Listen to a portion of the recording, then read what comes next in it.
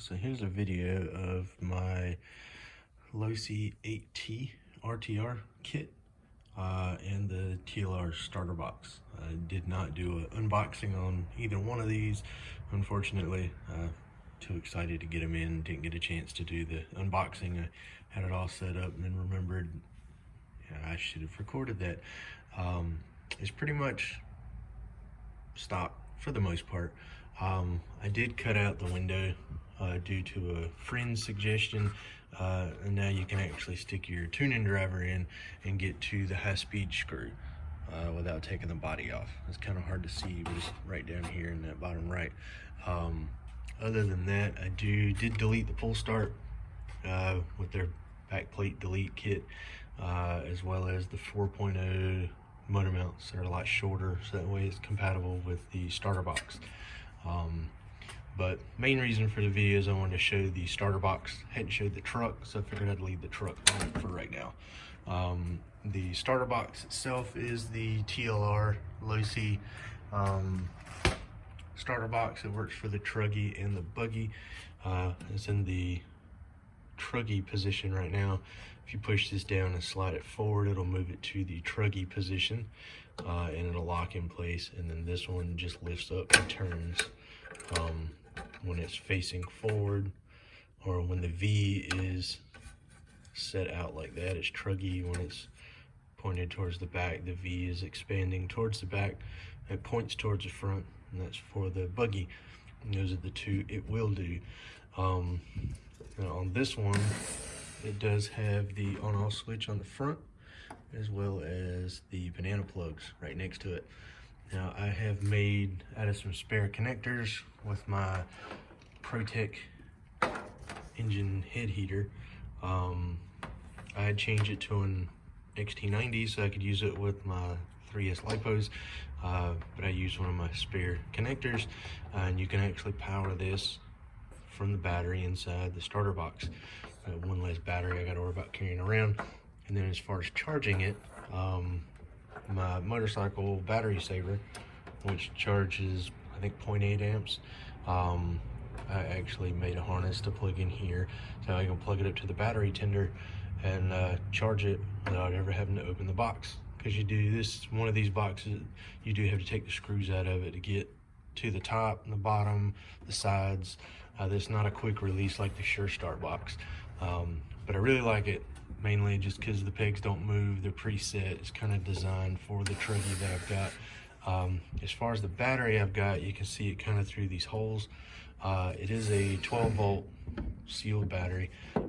Takes up that pretty much the entire side just for the battery. It makes it really heavy. It is a single 775 motor. It does have a gear reduction in here. You can see the gears, and then it is belt driven off of the last gear assembly. But that battery you can get at a sporting goods store for a game camera, like the cameras you put in the woods. Say you should be able to get one for less than $25, and it's just a sealed, like lead acid type battery. So you don't have to worry about running it low. It is rechargeable.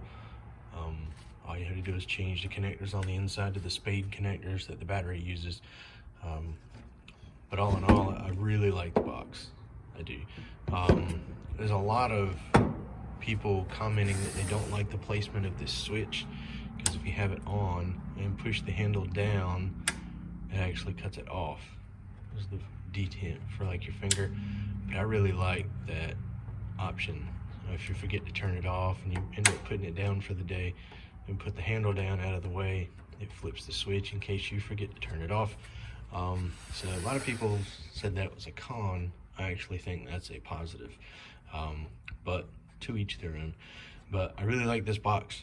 Used it quite a few times. Works flawlessly. Obviously the only thing I can use it on is the RTR truggy, but I like this box. It wasn't that much more setup to do versus the Protect. I didn't have to mess with the mounts and stuff on these because it was already installed in the box, but I did have to take the box apart and go buy a battery and put the battery in and change the connectors, which on the Protect box I still had to use 2 of my own 2S lipos in series, solder the connectors. You know, its lid is a push button here and it swings up, so it's easy to get to the batteries. But it is nice having a battery like this in there, so you don't really have to worry about it. And then another positive is it will run my head heater, so I can plug that in and have it warming the head up while I'm checking the bolts and the wheels and putting the fluid in it. And then I like being able to just plug this up and pretty much forget about it. Just put it on the battery maintainer, and if I don't remember it, the battery maintainer will just hold it at like a 13.5, 13.25 consistent, so that way it's always ready to go. Won't overcharge it. So, but I really like this box. It's very nice quality. I like it a little more than my Sure Start,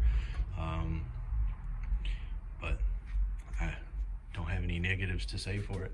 And with the Truggy itself, it is very, very, very simple. You just get it close, just kind of drop it down and wiggle it a little bit, and it's locked in place. It's not going to go anywhere. I will, when the weather clears up, I'll get some videos of me running the 8T. It's been kind of nasty around here recently, so I've been running the Exceed because I took it to the track and they said it was all clear, but it was real muddy, so I haven't had a time to clean and detail that yet, so I'll still run that around just because it's already dirty.